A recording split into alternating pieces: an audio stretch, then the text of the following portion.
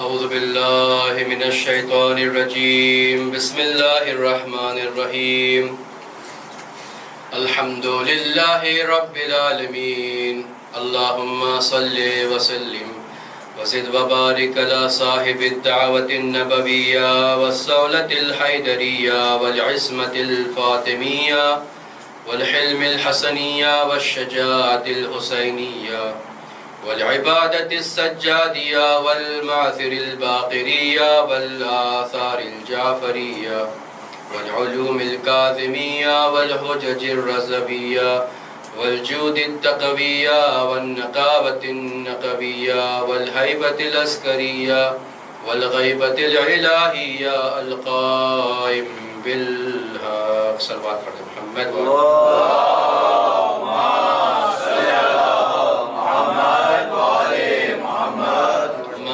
فقد قال الله تبارك وتعالى في كتابه الكريم بسم الله الرحمن الرحيم ومن يبتغي غير الإسلام دينا فلن يقبل منه وهو في الآخرة من الخاسرين صلوات على محمد اللهم صل على محمد وآل محمد ایک مرتبہ سورہ حمد اور 3 مرتبہ سورہ اخلاص کی تلاوت کر کے مرحوم رحمان ابن سعود علی اور تمام مرحومین کو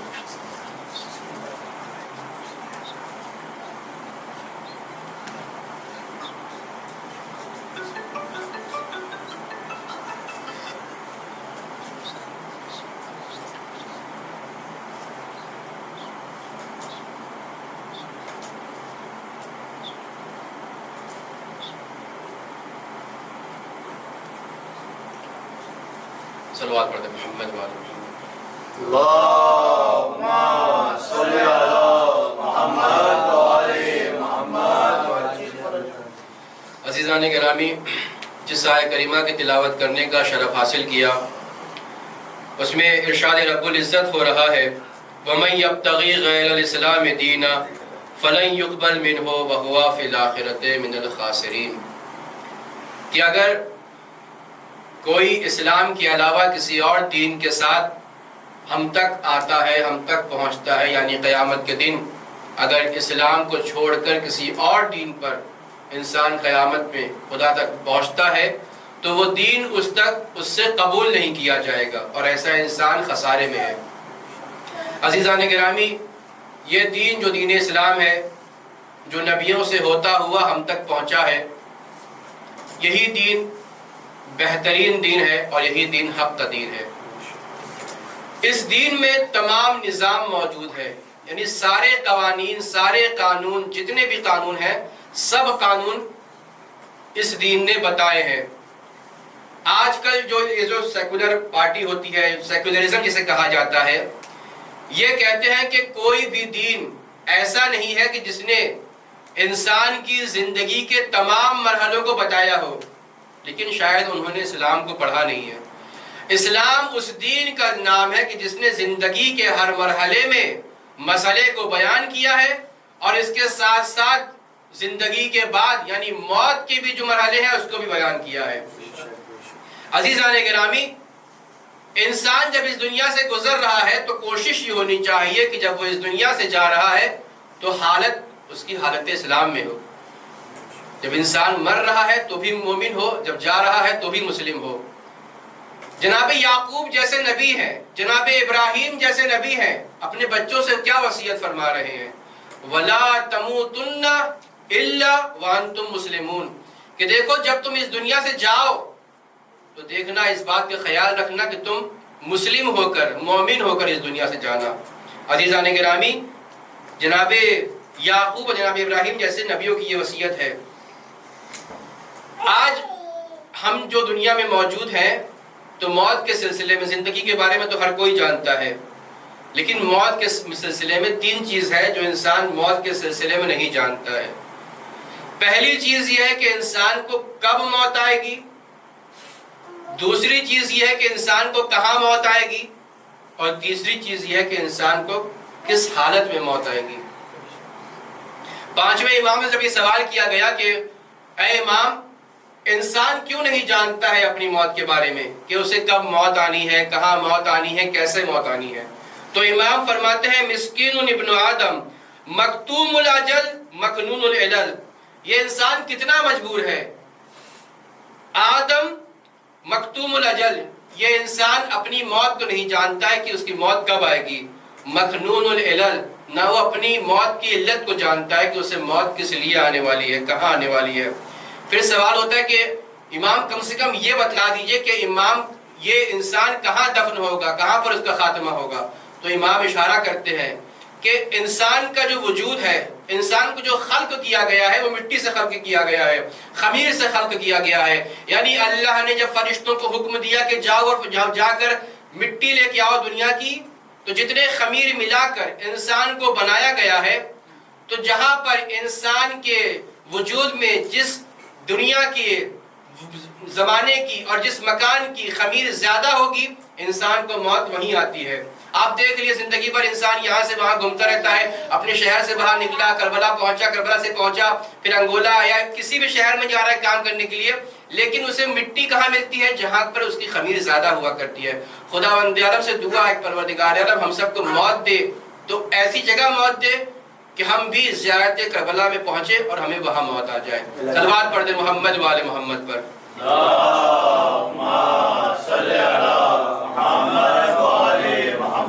تو عزیزان گرامی، زمان اور مکان ایک ایسی چیز ہے کہ انسان جتنا بھی چاہے اس کے بارے میں پتہ نہیں لگا سکتا ہے کہ انسان کو موت کہاں آنے والی ہے۔ لیکن ہاں انسان یہ کوشش تو کر سکتا ہے کہ جب وہ اس دنیا سے جائے تو حالت اسلام میں جائے۔ جب رسول خدا صلی اللہ علیہ وآلہ وسلم نے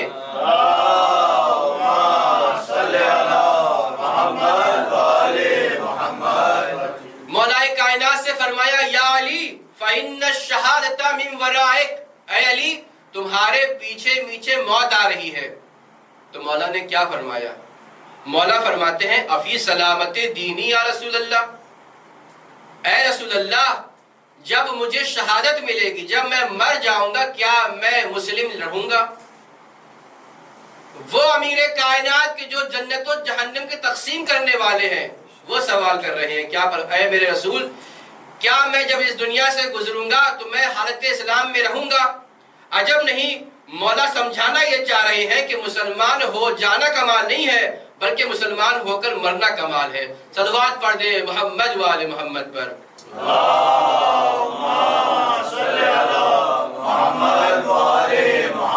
تو عزیزان گرامی، یہ تین چیزیں موت کے سلسلے میں کہ انسان موت کے سلسلے میں اس کو نہیں پہچانتا ہے، کب آنی ہے، کہاں آنی ہے، کیسے آنی ہے۔ کوشش یہ کرنا ہے کہ جب ہم یہ دنیا بسر کر رہے ہیں ایسے بسر کریں کہ جب ہم مر رہے ہیں تو حالت اسلام میں مرے۔ بہت سے ایسے افراد آپ کو مل جائیں کہ جو زندگی بھر مسلمان تھے لیکن آخر میں ان کا پیر ڈگمگایا اور وہ حالت اسلام سے باہر ہو گئے۔ خداوند عالم سے دعا ہے کہ پروردگار عالم ہم کو آخری وقت تک مسلم رکھنا۔ یہ تین چیزیں ہو گئی موت کے سلسلے میں۔ پھر تین ایسی چیزیں ہیں کہ جو انسان اس سے بھاگتا ہے۔ انسان کس چیز سے بھاگتا ہے؟ انسان رزق سے بھاگتا ہے، رزق کے لیے بھاگتا ہے، لیکن رزق اس کا پیچھا کرتی ہے۔ یعنی تین چیزیں ایسی ہیں کہ انسان اس سے بھاگنے کی کوشش بھی کرے انسان اس سے بھاگ نہیں سکتا ہے۔ پہلی چیز کا نام رزق ہے، دوسری چیز کا نام موت ہے، اور تیسری چیز کا نام عمل ہے۔ یعنی عمل کی جزا اور سزا اس کو مل کر رہے گی۔ انسان جتنا بھی بھاگنا چاہے اس سے بھاگ نہیں سکتا ہے۔ رزق کے سلسلے میں انسان یہ سوچتا ہے کہ ہم رزق کے پیچھے بھاگے، لیکن نہیں، جو خداوند عالم نے انسان کے لیے مقدر کر دیا ہے وہ رزق تک پہنچ کر رہے گی۔ خود خداوند عالم نے قرآن مجید میں رزق کے سلسلے میں کیا فرمایا؟ وَمَا مِن دَابَّةٍ فِي الْأَرْضِ إِلَّا عَلَى اللَّهِ رِزْقُهَا۔ خداوند عالم نے جتنے بھی مخلوقات اس دنیا میں خلق کیا ہے، پیدا کیا ہے، ان تمام مخلوقات تک رزق پہنچ کر رہے گی۔ چاہے انسان اس سے دور بھاگے تب بھی یہ رزق تک پہنچ کر رہے گی۔ پھر نبی فرماتے ہیں اپنے صحابی ابو ذر کو خطاب کرتے ہوئے یا ابا ذر لو ان ابن آدم فر من رزقه كما يفر من الموت لادركه رزقه كما يدركه الموت۔ اے ابازر سمجھ لو، جان لو، پہچان لو، جس طریقے سے انسان موت سے بھاگتا ہے لیکن موت اس کا پیچھا کرتے رہتی ہے، اسی طریقے سے رزق سے اگر انسان رزق کے پیچھے بھی بھاگے، رزق سے اپنا دامن بھی چھٹائے تو یہ رزق اس تک پہنچ کر رہے گی۔ صلوات پڑھ دیں محمد و آل محمد پر۔ اللہم صلی علی محمد و آل محمد۔ عزیزان گرامی، کبھی کبھی یہ ہوتا ہے کہ رزق کو حاصل کرنے کے لیے ہم عجلت کرتے ہیں، جلدی کرتے ہیں، شارٹ کٹس چاہتے ہیں کہ ہم کس طریقے سے جلدی جلدی اپنے پیسے کو کما لیں، رزق ہماری جھولی میں آ جائے۔ لیکن حدیثوں کو اگر مفہوم نکالا جائے تو اس سے معلوم یہ ہوتا ہے، استاد بتاتے ہیں کہ اگر انسان شارٹ کٹس کے ذریعے سے ان رزق کو حاصل کرتا ہے، مثلا اس کو رزق ملنا تھا 50 سال کی عمر، 50 سال تک اگر وہ آہستہ آہستہ بنا شارٹ کٹ کے، بغیر وہ طریقے جو حلال تھے، اگر وہ طریقے اپناتا تو 50 سال تک کی اس کی زندگی ہوتی۔ لیکن اس نے چونکہ شارٹ کٹس کو اپنا اختیار کیا اور وہ مال اس نے جلدی جلدی 35 سال کی عمر میں ہی جمع کر لیا، تو اب تو اس کا رزق کا کوٹا پورا ہو گیا، تو اس کو موت وہیں پہ آ جاتی ہے۔ تو کوشش کریں رزق کے لیے وہ شارٹ کٹس اختیار نہ کریں جو حرام ہوتے ہیں، حلال طریقے سے جو خداوند عالم نے ہمارے لیے مہیا کیے ہیں اسے انشاءاللہ حاصل کرتے رہیں، ہمیں موت ہمارے وقت پر آئے گی۔ صلوات پڑھتے محمد و آل محمد پر۔ اللہم صلی علی محمد و آل محمد۔ اچھا، اس کا مطلب یہ بھی نہیں کہ زندگی زیادہ ہونی ہے، کم سے کم 50 سال 60 سال 70 سال جیے تو اب آدمی ہاتھ پر ہاتھ کر کے بیٹھ جائے، چلو بھیا رزق جو لکھی ہے وہ آئے گی۔ نہیں، اللہ کہتا ہے اپنے رزق کے لیے تم کو تلاش کرنا ہے، محنت کرنا ہے، خدا دینے والا ہے، کیا پتہ خدا نے کس کیا لکھا ہوا ہے۔ اور خدا کہتا ہے کہ وہ جو اپنے آپ کو سمجھتے ہیں کہ اب اللہ ہم تک رزق پہنچا ہی دے گا، اور بغیر یعنی کہتے نہیں ہے بغیر کام کے انسپیکٹر جو تمہارے گھر کچھ ہوتے ہیں جو کچھ کرتے نہیں ہیں، ان کا کام بس بیٹھنا ہوتا ہے، تو ایسے افراد خدا کے نزدیک سب سے منفور ترین انسان ہے، یعنی جسے خداوند عالم پسند نہیں کرتا ہے۔ خدا ایسے انسان کو پسند کرتا ہے جو اپنے بچوں کے، اپنے اہل و عیال کے لیے کوشش کرتے ہیں، جد و جہد کرتے ہیں، محنت کرتے ہیں۔ رزق کے سلسلے میں حدیث میں روایت ہے کہ الرزق و رزقان، یہ رزق دو طریقے کی ہوتی ہیں، رزق تطلبہ و رزق یطلبک۔ ایک رزق وہ ہے جس کی تلاش میں تم نکلتے ہو، ایک رزق وہ ہے جو تمہیں تلاش کرتی ہے۔ فَإِن لَمْ تَأْتِهِ آتَاكَ، اگر تم اس رزق تک نہیں پہنچ پاتے ہو تو یہ رزق تم تک پہنچ کر رہے گی۔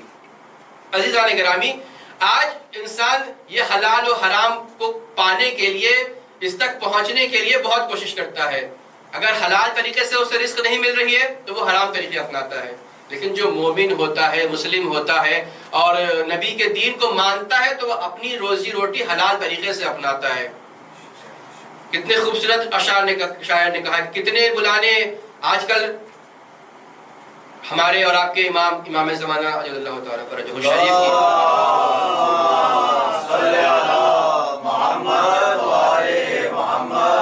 روزانہ دعا کرتے ہیں کہ اے امام جلد سے جلد ظہور کر دیجئے، آپ آئیے تاکہ یہ ظلم جو ہو رہا ہے یہ ختم ہو جائے۔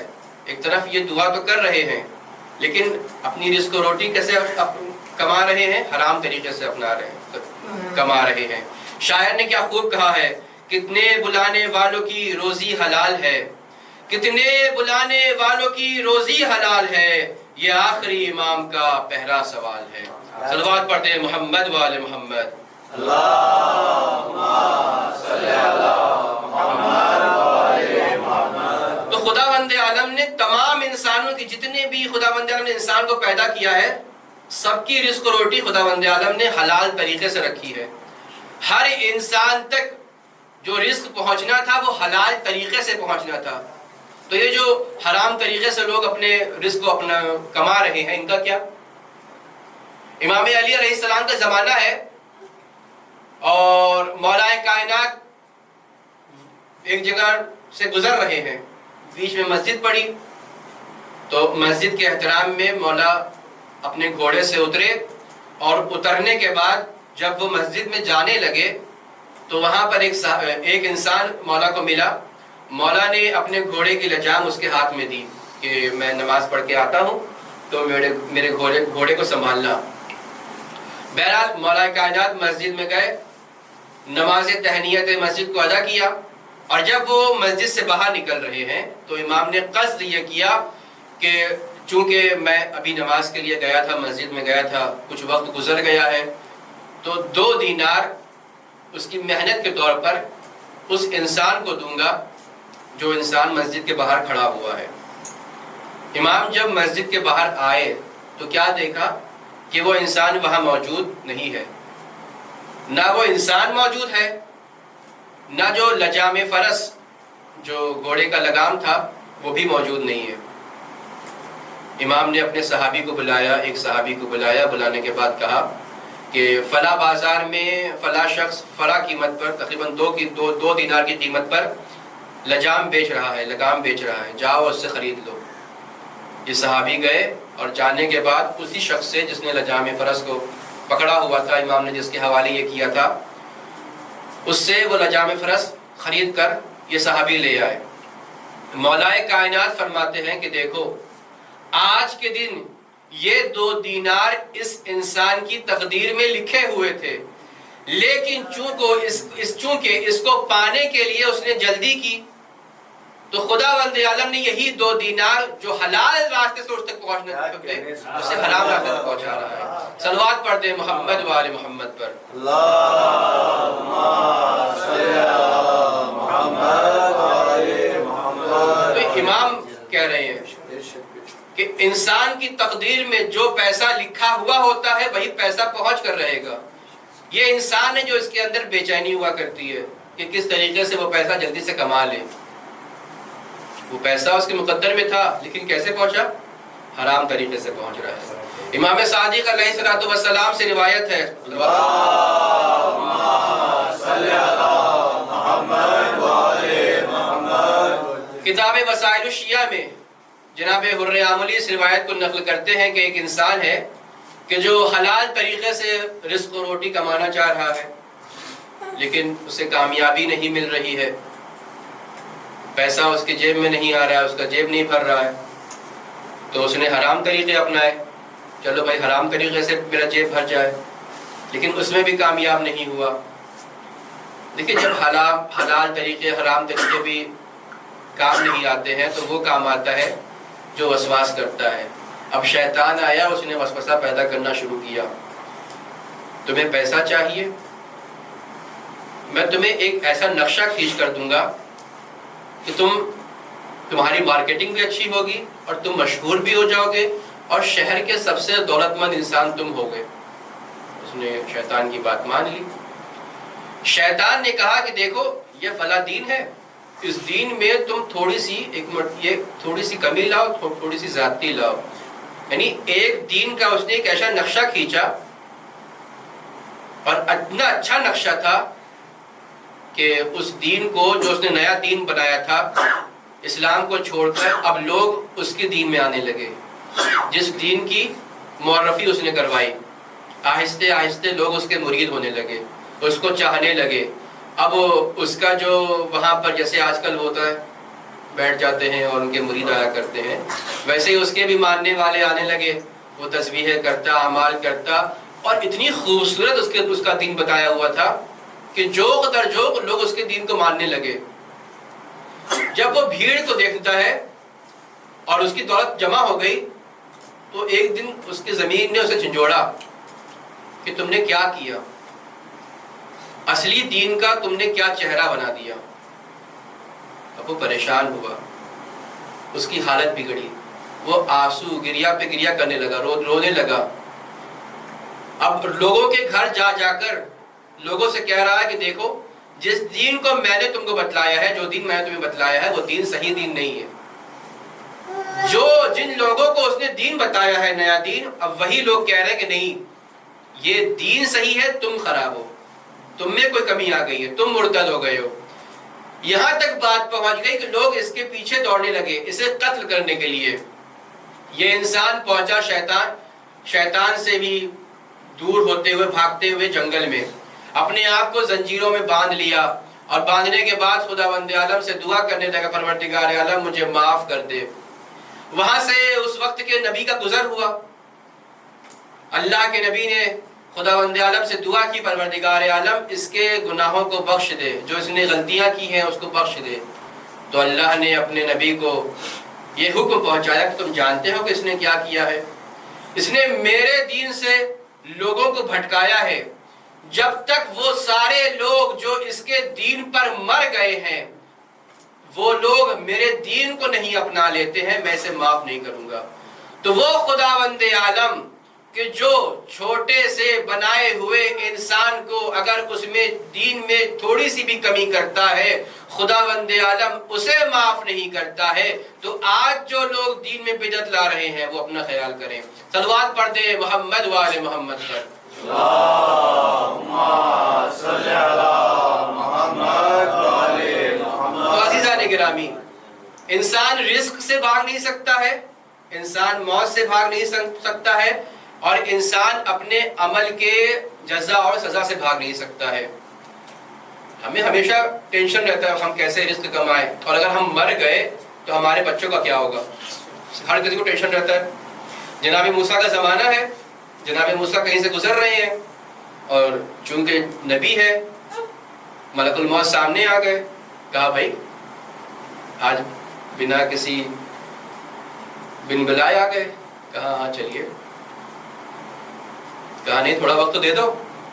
کہا نہیں جانا پڑے گا. موسیٰ کلیم اللہ ہے، جانتے ہیں کہ خدا کو کیسے راضی کرنا ہے. کہا اچھا اتنی مہلت دے دو کہ میں سجدے میں چلا جاؤں.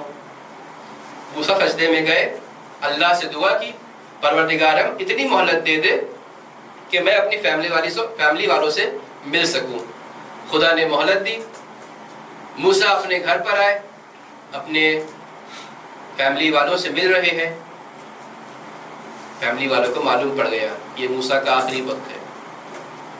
جب موسیٰ کی یہ حالت فیملی والوں نے دیکھی اور فیملی والوں نے جناب موسیٰ کی حالت دیکھی تو لوگ موسیٰ کو دیکھ کے رو رہے ہیں اور موسیٰ اپنے اس بچے کو دیکھ کے رو رہے ہیں جو بھی بہت کمسن ہے. جب اللہ نے جناب موسیٰ کی حالت دیکھی تو پروردگار عالم فرماتا ہے اے موسیٰ تمہارے ہاتھ میں کیا ہے؟ اللہ کے نبی نے فرمایا میرے ہاتھ میں عصا ہے. کہا اس عصے کو زمین پر مارو. جیسے ہی جناب موسیٰ نے زمین پر اپنے عصے کو مارا زمین پھٹی اور وہاں سے پانی ابلنے لگا. پھر اللہ نے حکم دیا ہے موسیٰ پھر اپنے عصے کو زمین پر مارو. جناب موسیٰ نے پھر عصے کو زمین پر مارا. پھر وہاں سے ایک پتھر نمودار ہوا. پھر اللہ کا حکم ہوا اے موسیٰ پھر اپنے عصے کو زمین پر مارو. اب جو عصے کو زمین پر مارا ہے تو کیا دیکھا؟ اس پتھر کے اندر ایک نحیف ایک لاغر سا کیڑا ہے اور جس کے منہ میں ایک سبز پتا ہے، ہرا پتا ہے اور وہ اس پتے کو کھا رہا ہے. اللہ نے فرمایا اے موسیٰ جب میں زمین کی تہ میں رہنے والے ایک چھوٹے سے کیڑے کو بغیر رزق کے نہیں چھوڑتا تو تم نے کیسے سوچ لیا کہ میں اس اشرف مخلوقات کو جسے میں نے فرشتے سے افضل بنایا ہے اسے میں بغیر رزق چھوڑ دوں گا. صلوات پڑھ دیں محمد وآل محمد پر. اللہم صلی علی محمد وآل محمد. یہ ہماری کم فہمی ہے، کم عقلی ہے کہ ہم خداوند عالم کے رازق ہونے میں شک کرتے ہیں. ذرا دیکھیں ان پرندوں کو جو پرندے صبح اپنے گھونسلے سے نکلتے ہیں، دن بھر اپنے رزق کے تلاش میں رہتے ہیں اور جب گھر لوٹتے ہیں تو ان کے منہ میں ان کی چونچ میں ان کی رزق ہوا کرتی ہے. امام صادق علیہ السلام فرماتے ہیں اللہم صلی علی محمد وآل محمد. امام صادق فرماتے ہیں کہ تم چیٹی کو نہیں دیکھتے ہو، یہ چیٹیاں جب اپنے بل سے نکلتی ہیں تو ان کے منہ میں کچھ نہیں ہوتا ہے. یہ اتنی چھوٹی سی ہو کر جب اپنے گھر لوٹتی ہیں تو ان کے منہ میں کچھ نہ کچھ رزق ہوا کرتا ہے. اور یہ انسان اتنا اشرف مخلوقات ہو کر خداوند عالم کے رازق ہونے میں شک کرتا ہے. تو یہ پہلی چیز کہ انسان تک رزق پہنچ کر رہے گا. یہ آپ سوال کر سکتے ہیں کہ یہ جو آج ہم غریب کو دیکھ رہے ہیں، فقیر کو دیکھ رہے ہیں، مسکین کو دیکھ رہے ہیں، یہ جو روڈ پر پڑے ہوئے ہیں جو بیچارے بھوکے ہیں، ان تک رزق کیوں نہیں پہنچ رہا ہے؟ جب اللہ نے وعدہ کیا ہے رزق پہنچ کر رہے گا تو ان تک رزق کیوں نہیں پہنچ رہا ہے؟ اس کا جواب یہ ہے کہ اللہ نے ان تک رزق پہنچانے کو ہمیں وسیلہ قرار دیا تھا.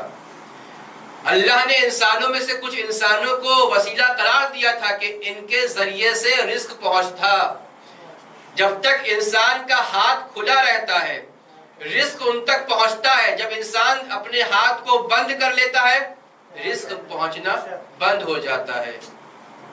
یہ ہماری ذمہ داری ہے کہ اگر خداوند عالم نے ہمیں وسیلہ بنایا ہے تو ہم ان غریبوں کا بھی سہارا بنے, ان مسکینوں کا بھی سہارا بنے, ان یتیموں کا بھی سہارا بنے. خداوند عالم نے ہمیں راستہ بنایا تاکہ ہم ان کی مدد کر سکیں.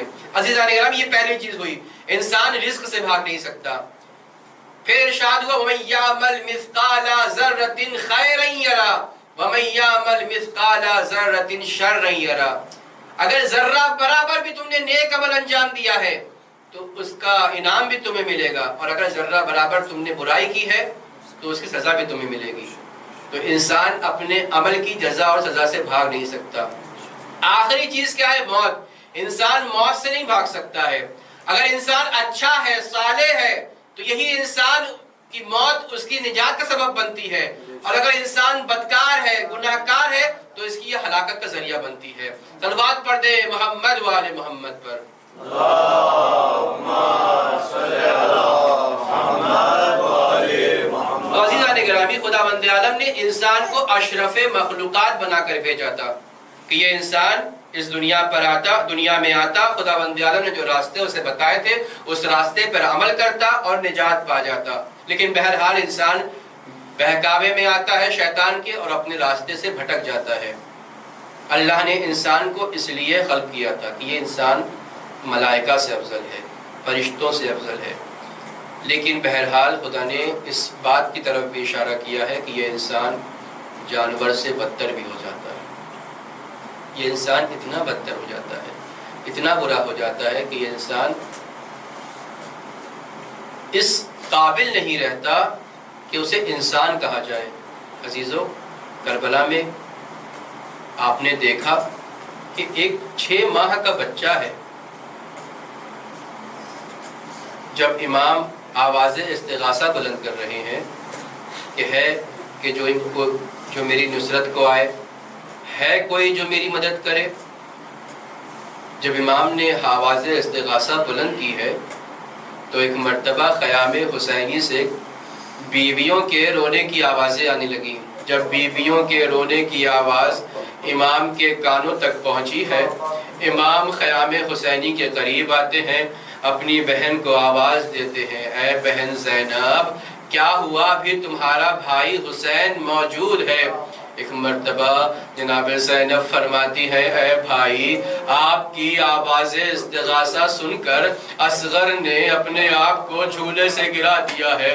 امام کہتے ہیں, لاؤ میرے بچے کو میرے حوالے کرو. ہاں زادارو, امام حسین نے جناب علی اصغر کو اپنی آغوش میں لیا, ابا کے دامن سے چھپایا, مقتل کی طرف روانہ ہوئے.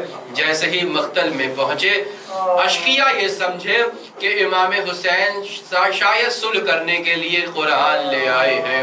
جیسے ہی امام حسین نے اپنے ابا کے دامن کو ہٹایا, دشمنوں نے دیکھا کہ ایک 6 ماہ کا بچہ ہے. امام نے فرمایا, اگر تمہاری نگاہ میں یہ حسین خطا کار ہے تو اس بچے نے کیا خطا کیا ہے؟ اس بچے کی ماں کا دودھ خشک ہو گیا ہے. اگر تمہارے اندر تھوڑا بھی رحم ہے تو اس بچے کو پانی پلا دو. اگر تم یہ سمجھتے ہو کہ اس بچے کے بہانے حسین پانی پی لے گا تو لو, میں حسین اس بچے کو چلتی ریت پر لٹا دیتا ہوں. آزادارو, جب امام نے یہ دیکھا کہ اشقیاء میں کوئی رحم کرنے والا نہیں ہے, ایک مرتبہ امام نے اپنے 6 ماہ کے بچے کو گود میں لیا. لینے کے بعد کہتے ہیں, اے علی اصغر, تم بھی تو حجت خدا کے بیٹے ہو, اپنی حجت کو تمام کرو. پھیرنا شروع کیا. ایک مرتبہ دشمن میں تلا تم بچا.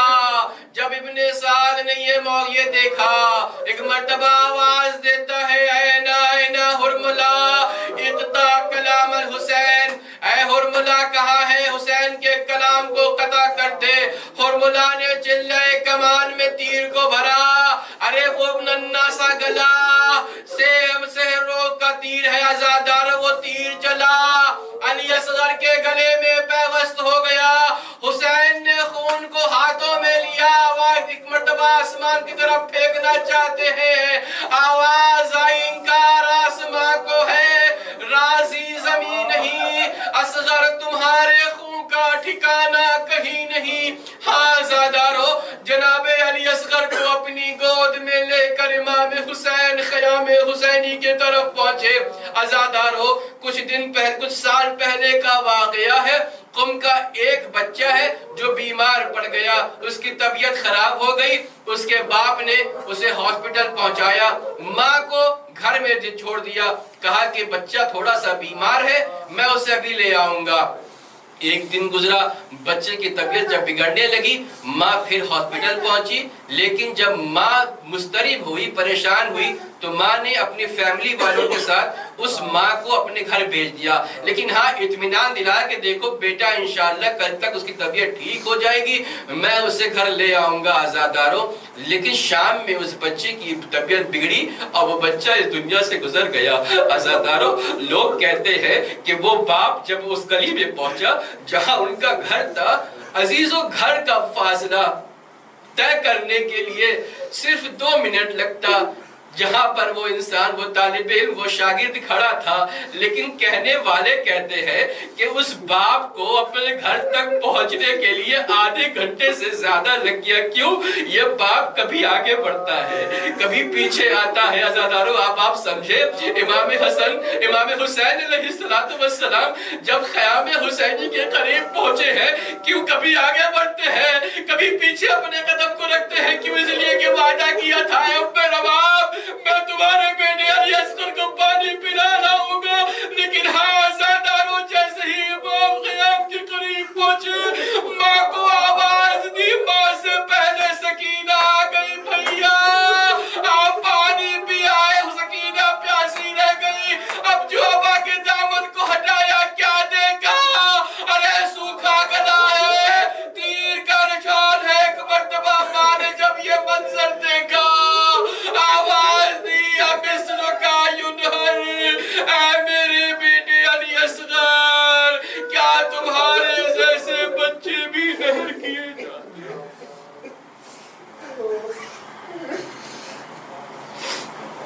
اِنَّا لِلَّهِ وَإِنَّا إِلَيْهِ رَاجِعُونَ۔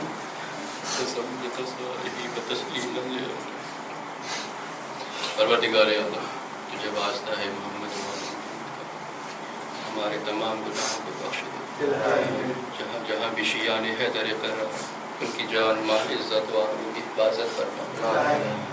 ہماری آخری دعا یہ دعا ہے، ہمارے امام کے ظہور میں تعجیل فرما اور ہم کو ان کی آواز میں ساری شمار۔